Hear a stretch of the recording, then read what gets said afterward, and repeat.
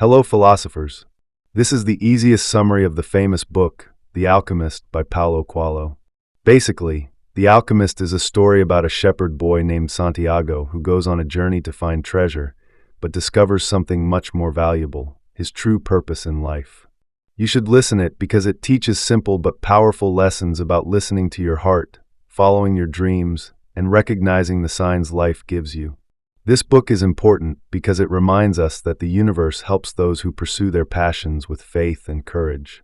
After reading it, you'll gain inspiration to chase your own dreams, understand that obstacles are just tests, and realize that the real treasure isn't what you find at the end, but who you become along the way. It will make you see your life's journey in a more magical and meaningful way. Let's start it chapter by chapter. Chapter 1: The Shepherd's Dream. In the first chapter, Santiago is introduced as a young Andalusian shepherd who enjoys his nomadic life traveling through the Spanish countryside with his flock of sheep. Though content with his simple existence, he begins having a recurring dream about finding hidden treasure near the Egyptian pyramids. Intrigued yet skeptical, he visits a gypsy woman in a nearby town to interpret the dream.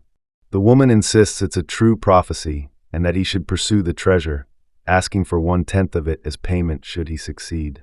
Santiago leaves feeling uncertain, but soon encounters a mysterious old man named Melchizedek who claims to be the king of Salem. This wise figure introduces Santiago to the concept of one's personal legend, the unique destiny each person is meant to fulfill in their lifetime. Melchizedek gives Santiago 2 magical stones called Urim and Thummim to help him interpret omens along his journey, marking the beginning of Santiago's spiritual awakening and his decision to pursue his dream despite the risks involved. Chapter 2: The Journey Begins. After much contemplation, Santiago makes the courageous decision to sell his beloved sheep and embark on the journey to Africa. His first stop is the bustling port city of Tangier, where he immediately faces harsh reality. A thief takes advantage of his unfamiliarity with the language and culture, stealing all his money. Stranded in a foreign land with no resources, Santiago finds work at a local crystal merchant's shop. The merchant is kind but resigned to his monotonous existence, having long ago abandoned his own dreams of making a pilgrimage to Mecca. Over the course of a year, Santiago introduces innovative ideas to improve the struggling business, such as displaying crystals outside and offering tea to customers.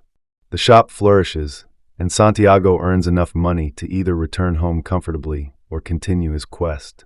This chapter presents Santiago's first major test, whether to settle for security and comfort or persevere in pursuit of his personal legend, despite setbacks. Chapter 3: Crossing the Desert.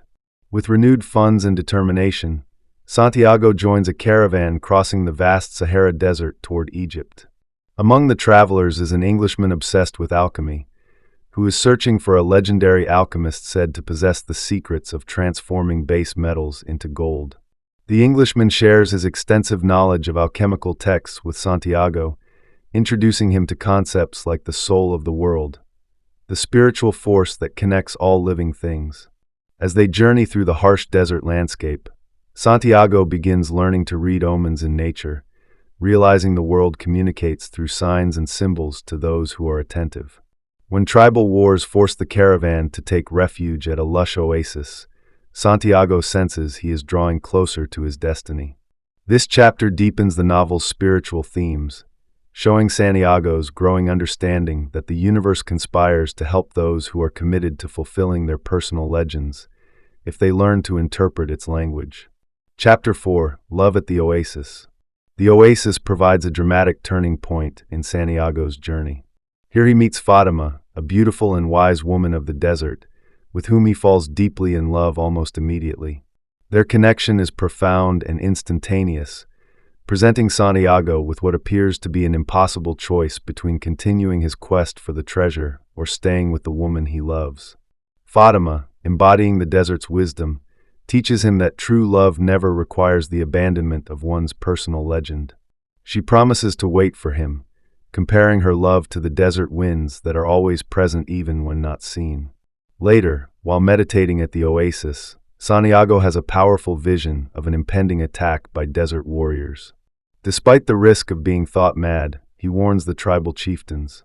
When his prediction proves accurate and the oasis is saved, the tribal leaders reward him generously and provide a guide to lead him the final distance to the pyramids. This chapter beautifully develops the theme that love and destiny are not opposing forces, but complementary aspects of a meaningful life. Chapter 5: Meeting the Alchemist. The guide assigned to take Santiago to the pyramids is revealed to be none other than the legendary alchemist himself, a figure of immense wisdom and spiritual power. The alchemist subjects Santiago to several tests of his commitment and understanding, pushing him to demonstrate that he is truly ready to complete his journey. Under the alchemist's tutelage, Santiago learns profound lessons about listening to his heart and understanding its dialogue with the soul of the world. The most dramatic moment comes when they are captured by a desert war party. Santiago must draw upon all his spiritual learning to perform what appears to be a miracle, transforming himself into the wind to save their lives. This extraordinary demonstration of faith and understanding convinces the warriors of his spiritual power, allowing them to continue safely. As they near their destination, the alchemist leaves Santiago to complete the final leg of his journey alone, having equipped him with the most important lesson: that the treasure he seeks is not merely material wealth, but the wisdom and transformation gained through pursuing one's personal legend with complete faith and dedication. Chapter 6: The Treasure Revealed. The climax of Santiago's journey occurs at the Egyptian pyramids, where after an arduous final trek, he begins digging for the treasure from his dreams. His efforts attract the attention of robbers who beat him and steal what little money he has left. As one robber mocks his foolishness for believing in dreams, he reveals that he too once had a recurring dream about treasure buried near an abandoned church in Spain where shepherds sometimes sleep. In this moment of profound revelation, Santiago understands that the treasure was at his starting point all along.